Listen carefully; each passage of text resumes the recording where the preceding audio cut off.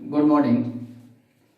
आज online video class में हम लोग किरण प्रकाश की ray optics NCERT chapter number 9 का वीडियो 10 देखेंगे। हम लोग पीछे के वीडियो में अभी तक जो पढ़े हैं, प्रकाश क्या है, प्रकाश की परावर्तन के नियम, प्रकाश के परावर्तन के प्रकार, इसके बाद दर्पण के प्रकार जिसमें समतल दर्पण और गोलीय दर्पण। गोलीय दर्पण में हमने जाना कि उत्तल दर्पण और अवतल दर्पण। इसमें हम लोगों ने चिन्ह परिपाटी की बात की।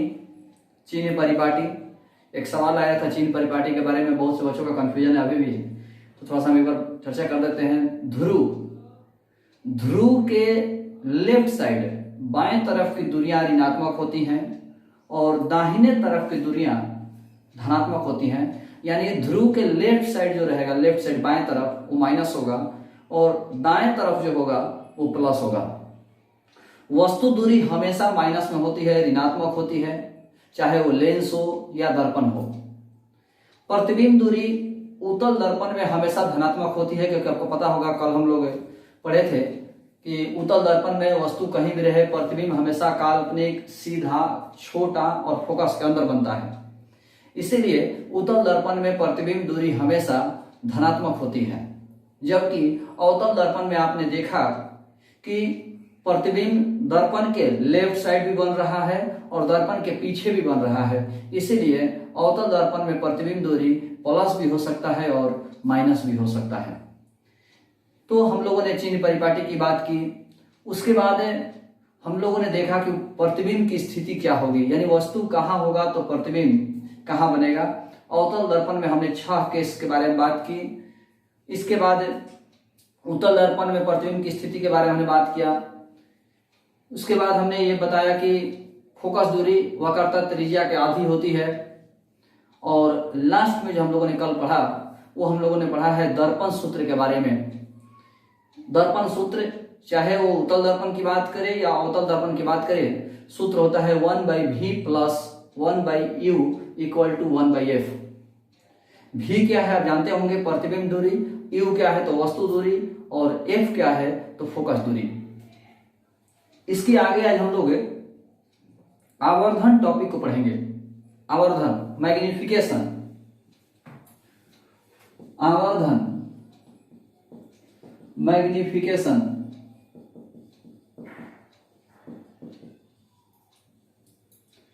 आवर्धन का परिभाषा की हम बात करें तो प्रतिबिंब की ऊंचाई एवं वस्तु की ऊंचाई के अनुपात को आवर्धन कहते हैं।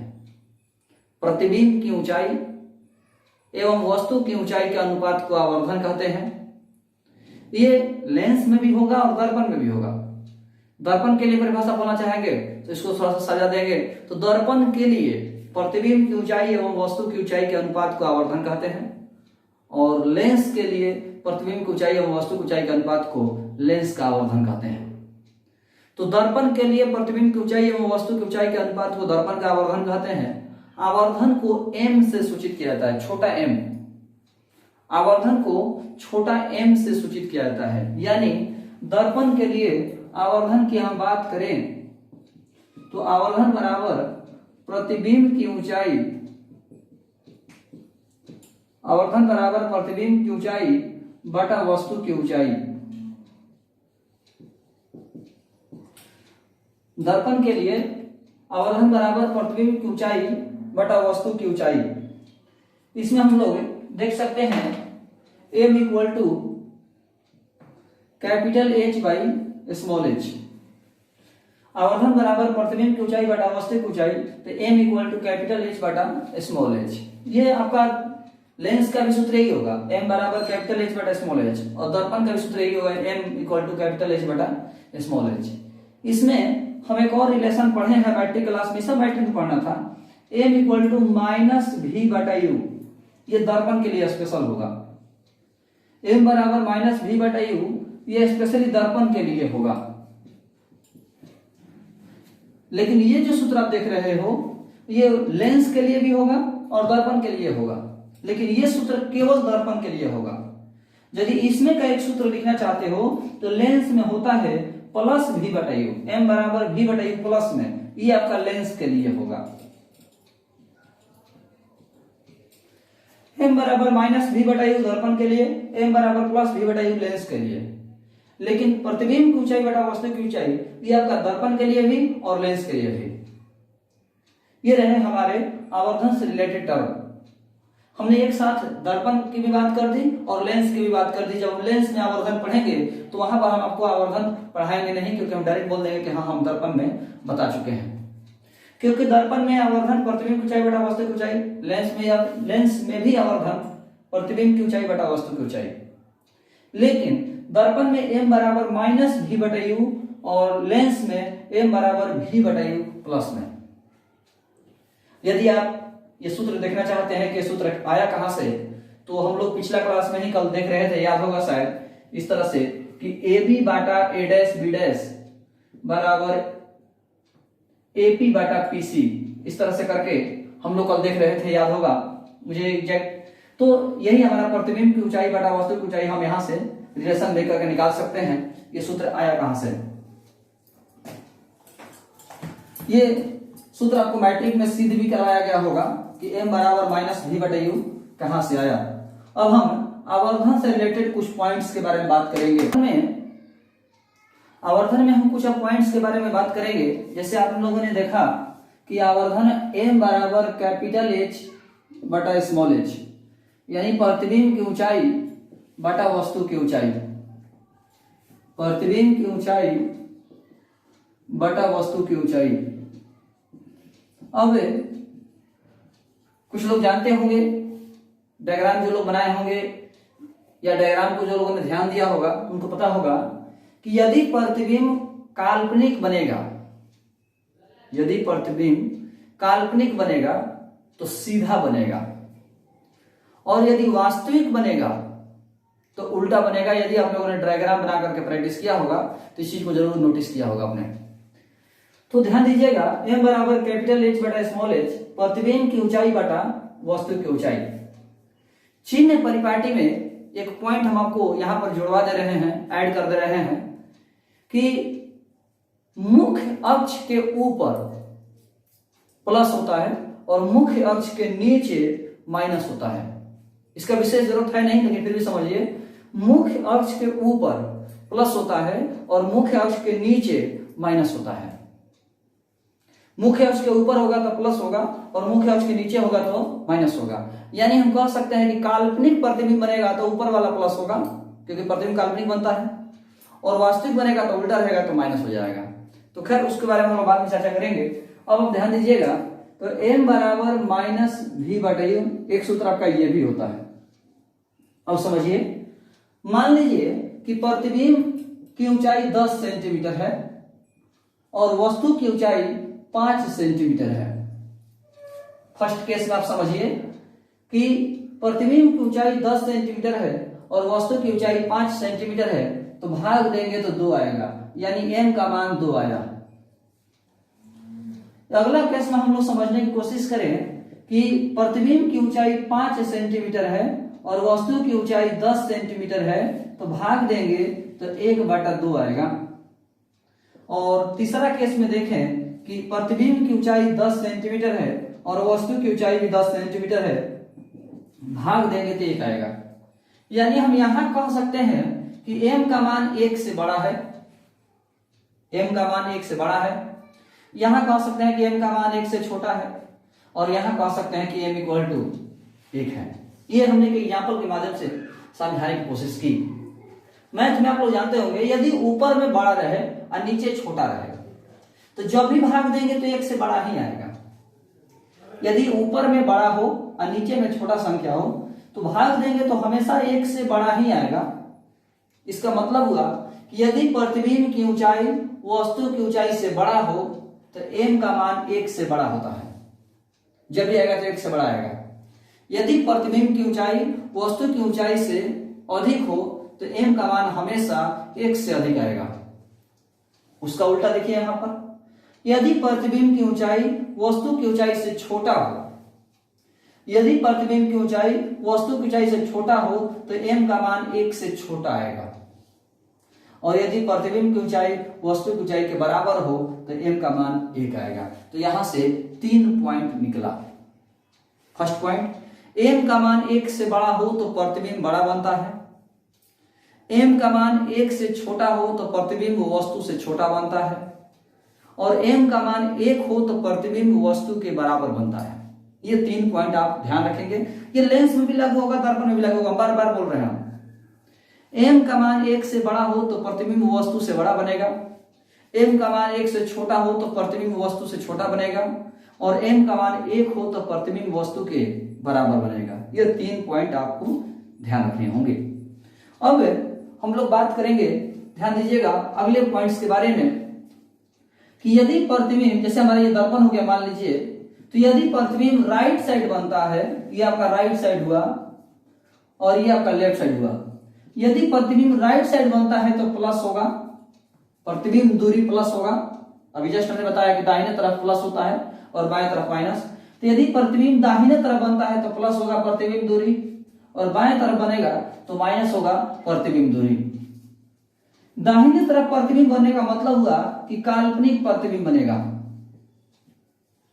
यदि प्रतिबिंब दाहिने तरफ बनेगा तो काल्पनिक होगा, और बाएं तरफ बनेगा तो वास्तविक होगा। ये दर्पण की बात कर रहे हैं हम। दर्पण में यदि प्रतिबिंब दाहिने तरफ बनेगा तो काल्पनिक होगा, बाएं तरफ बनेगा तो वास्तविक होगा। यानी हम कह सकते हैं कि काल्पनिक प्रतिबिंब बनेगा तो प्रतिबिंब दूरी प्लस होगा, काल्पनिक प्रतिबिंब बनेगा तो प्रतिबिंब दूरी प्लस होगा, और वास्तविक प्रतिबिंब बनेगा तो प्रतिबिंब दूरी माइनस होगा। इसी को ध्यान रखिएगा। इसके बाद हमने बताया कि जैसे ये मुख्य अक्ष है, तो मुख्य अक्ष के ऊपर प्रतिबिंब है या वस्तु जो भी है तो ये प्लस होगा, और नीचे है तो माइनस होगा। यदि ऊपर की तरफ, वस्तु तो हमेशा ऊपर रहता है तो वस्तु दूरी तो हमेशा प्लस ही रहेगा। वस्तु की जो ऊंचाई है, सॉरी, वस्तु की ऊंचाई हमेशा प्लस रहेगा। जो भी वस्तु की ऊंचाई है ये हमेशा प्लस होगा। बात आती है प्रतिबिंब की। प्रतिबिंब सीधा भी बन सकता है, उल्टा भी बन सकता है।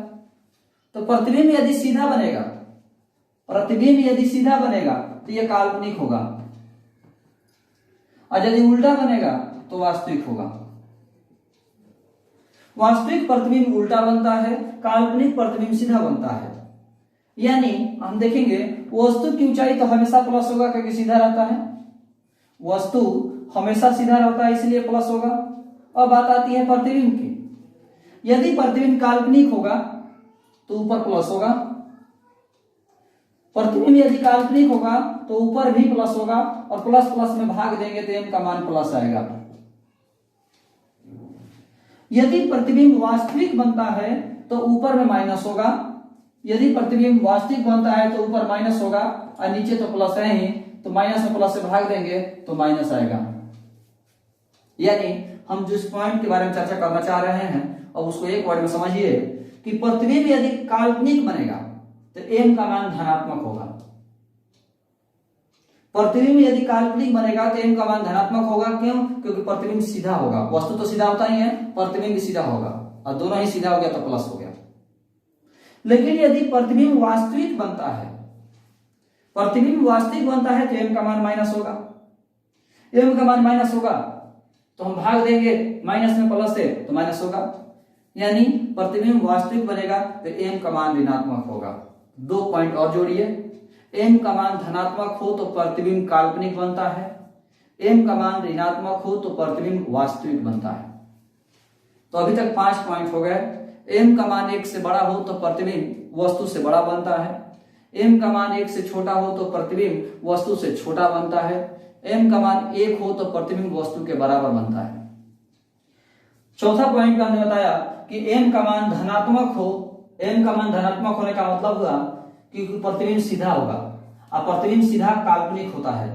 तो m का मान धनात्मक हो तो प्रतिबिंब काल्पनिक होगा। m का मान ऋणात्मक हो, m का मान ऋणात्मक तब वही आएगा जब प्रतिबिंब उल्टा होगा, और प्रतिबिंब उल्टा का मतलब हुआ वास्तविक।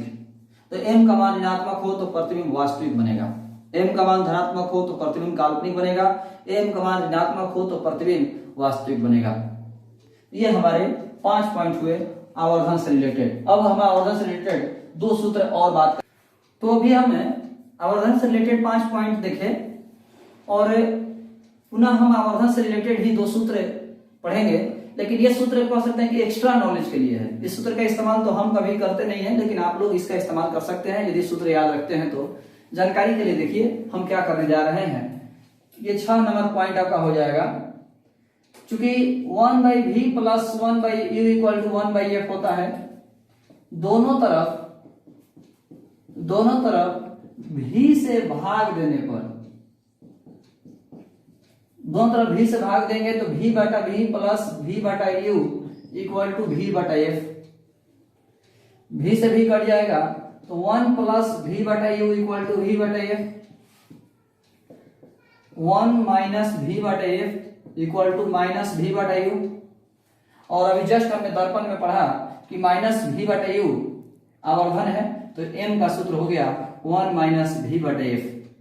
ये आपका एक एक्स्ट्रा आवर्धन का सूत्र हुआ दर्पण में। ये एक्स्ट्रा सूत्र हुआ दर्पण में आवर्धन का। कुछ सवाल बनता है कि सर v से ही गुना क्यों किए। चलिए हम एक बार u से गुना करके देखते हैं। 1/v plus 1/u equal to 1/f। इस बार u से गुना करिए दोनों तरफ। u बटा v प्लस u बटा u इक्वल टू u बटा f। तो u बटा v plus 1 equal to u बटा f। u बटा v इक्वल टू u बटा f माइनस 1। ऐसा करते हैं कि 1 माइनस u बटा f equal to minus u बटा v, मतलब u बटा f को इधर लेके आ गए और u बटा v को उधर लेके चले गए, तो f माइनस u बटा f equal to minus v बटा u। अब इसको नहीं सॉरी u बटा v। अब इस बार पलट दीजिए तो f बटा f minus u equal to minus v बटा u। माइनस v बटा u m होता है, तो हमारा हो गया m बराबर f बटा f माइनस u। ये आपका एक सूत्र हो गया। ये सूत्र ऐसे बहुत ही काम का है। आप मैट्रिक क्लास में न्यूमेरिकल पढ़े होंगे, शायद आपको याद होगा कि 10 सेंटीमीटर फोकस दूरी वाले किसी अवतल दर्पण के सामने वस्तु को कहां रखा जाए कि उसका 2 गुना आवर्धित काल्पनिक प्रतिबिंब प्राप्त हो या 2 गुना आवर्धित वास्तविक प्रतिबिंब प्राप्त हो। इस तरह का न्यूमेरिकल आप लोग पढ़े होंगे मैट्रिक क्लास में। 5 नंबर का न्यूमेरिकल होता था। फिर से एक बार समझिए, प्रश्न दिया रहता था कि 10 जरूरी कभी एग्जांपल दे रहे हैं, 10 सेंटीमीटर फोकस दूरी वाले अवतल दर्पण, तो अवतल दर्पण तो फोकस दूरी दे दिया 10 सेंटीमीटर, तो अवतल दर्पण की फोकस दूरी माइनस होती है। तो 10 सेंटीमीटर फोकस दूरी वाले अवतल दर्पण के सामने वस्तु को कहां रखा जाए, u का मान निकालना है कि 2 गुना काल्पनिक आवर्धित प्रतिबिंब प्राप्त हो, यानी m का मान 2 दिया हुआ है, काल्पनिक है तो प्लस होगा। अब देखिए तो f दे दिया, m दे दिया, u निकालना है, तो f दे दिया, m दे दिया, u निकालना है। इस सूत्र में डाल देंगे, एक लाइन में बन जाएगा। यदि आप इस सूत्र का इस्तेमाल नहीं करेंगे तो ये एक लाइन में नहीं बनेगा, कम से कम 1 पेज से लग सकता है, अधिक भी हो सकता है, 1.5 पेज भी हो सकता है। तो ये सूत्र कह सकते हैं कि शॉर्ट ट्रिक की तरह हो गया। इस तरह के न्यूमेरिकल प्रश्न पूछे जाते हैं, ध्यान रखिएगा। ये दर्पण से रिलेटेड 2 और आवर्धन के सूत्र हो गए। ये m बराबर 1 माइनस v बटा f। जब v और f दिया हो तो m का सूत्र इसका इस्तेमाल करेंगे, और f और u दिया हो तो m निकालने के लिए हम इस सूत्र का इस्तेमाल करेंगे। ये दोनों ही एक एक्स्ट्रा नॉलेज के लिए सूत्र हमारा हो गया। इस तरह आवर्धन हमारा कंप्लीट हुआ। एक बार फिर से समझे, प्रतिबिंब की ऊंचाई बटा वस्तु की ऊंचाई आवर्धन है। m बराबर प्रतिबिंब की ऊंचाई यानी कैपिटल H बटा स्मॉल h। ये दर्पण में भी होगा, लेंस में भी होगा, लेकिन दर्पण में एक सूत्र होता है m बराबर माइनस v बटा u, जहां v क्या है प्रतिबिंब दूरी, u क्या है वस्तु दूरी। लेंस में माइनस v बटा u नहीं होता है, लेंस में m बराबर प्लस v बटा u होता है। आवर्धन से रिलेटेड 5 पॉइंट और हैं। m का मान 1 से बड़ा हो तो प्रतिबिंब वस्तु से बड़ा बनता है, m का मान 1 से छोटा हो तो प्रतिबिंब वस्तु से छोटा बनता है, m का मान 1 हो तो प्रतिबिंब वस्तु के बराबर बनता है। इसके बाद 2 सूत्र हमने एक्स्ट्रा बताया कि V और F दिया हो तो M का इस्तेमाल निकालने के लिए इसका इस्तेमाल करेंगे, F और U दिया हो तो M का मान निकालने के लिए हम इस सूत्र का इस्तेमाल करेंगे। इस प्रकार हमारा आवर्धन कंप्लीट हुआ। इसके आगे हम लोग अगले टॉपिक पर बात करते हैं। हम लोग अगले टॉपिक पर बात करेंगे। अगला टॉपिक हमारा होगा प्रकाश का अपवर्तन। अभी तक हम लोग यहाँ तक जो भी पढ़ रहे थे वो प्रकाश का परावर्तन था। अब हम लोग पढ़ेंगे अगला घटना प्रकाश का अपवर्तन। तो प्रकाश का अपवर्तन हम लोग अगले वीडियो में देखेंगे। हम लोग जो लोग भी नए बच्चे आ रहे हैं उनको बता दें, टेलीग्राम आप ऐप डाउनलोड कर लीजिए। टेलीग्राम ऐप जब डाउनलोड करिएगा तो उसमें आप concept of physics by Manish sir search कीजिए। Concept of physics by Manish sir search कीजिए तो आपको एक ग्रुप खुलेगा। उस ग्रुप में जो भी पढ़ाया हुआ है उस वीडियो का लिंक और नोट्स मिल जा रहा है, आप आसानी से देख सकते हैं। या डायरेक्ट यदि आप यूट्यूब चैनल पर देख रहे हैं तो यूट्यूब चैनल में प्रत्येक वीडियो के डिस्क्रिप्शन में टेलीग्राम ऐप का लिंक दिया हुआ है, आप वहां से भी जा सकते हैं। तो आज के लिए हम लोग इतना ही रहने देंगे। धन्यवाद।